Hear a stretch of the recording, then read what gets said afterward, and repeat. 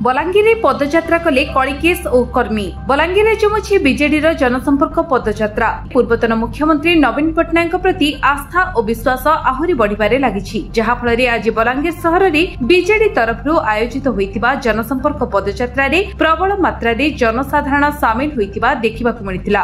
बिजू पट्टनायक शिशु उद्यान ठारू पदयात्रा बाहरी सहर परिक्रमा करथिले। बलांगीर विधायक कलिकेश नारायण सिंह देव एथिरे सामिल होइतिले। तांको सहित बलांगीर पौराध्यक्ष लिका साहू, अन्य समस्त निर्वाचित काउंसिलर और बीजेडी कर्मकर्ता माने उपस्थित थिले।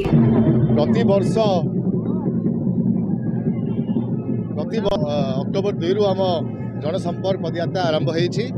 आमे सरकार थिलु ना विपक्ष रे रहू, बलांगीर लोकंकर असुविधा सुविधा बुझी करी तांकर दाबी उचित जगह प्रकाश करिबार आम दायित्व अछि। आम नवीन पट्टनायक हमको कहिसंते बलांगीर लोकंकर सेवा करिबा लागि। तेणु जो प्रकार रे स्थानीय राज्य सरकार सुभद्रा योजना रे 50,000 टंका कहिथिला, देला 5,000। इस्तेहार रे कहिथिले 300 यूनिट बिजली फ्री देवे, भत्ता 3,000 टंका देले। 100 दिन हैला परे भी से मत्य सक्षम हो पारा नहीं। तेणु से जिनिसटा आम देखुछु लोकंकर बहुत आपत्ति आछि।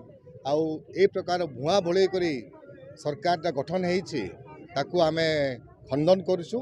आगामी दिन रे ओडिशा लोक स्थानीय राज्य सरकार बीजेपी सरकार को उचित जवाब देवे।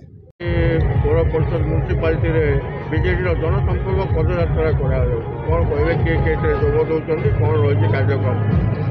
देखुन आमर पूर्वतन मुख्यमंत्री माननीय नवीन पट्टनायक निर्देश रे छड़ा आमर जो नीति और आदर्श था से अनुप्राणित होकर गत वर्ष भी समस्ते पदयात्रा करते, ये वर्ष भी करा जाउछे, आगे भी निश्चित भाव में करा जिबा।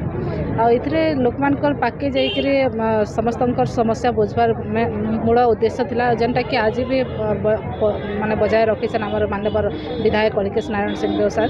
आमे समस्ते इथरे जोड़ी होइछन, समस्ते निजर मन सहित हृदय सहित समस्ते इथरे योगदान देइछन। तो निश्चित भाव में आमर आशा अच्छे जे समस्त समाधान जनता हिसाब रे आमर माननीय पूर्वतन मुख्यमंत्री नवीन पट्टनायक करथिले, से सबू रे समस्ते आज पर्यंत जोड़ी होइछन। आके भी निश्चित भाव में समस्या माने समाधान करा जिबा।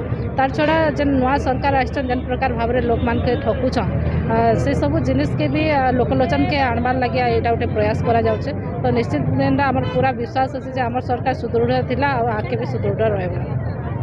बलांगीर रिपोर्ट विश्व विजय न्यूज ओडिशा।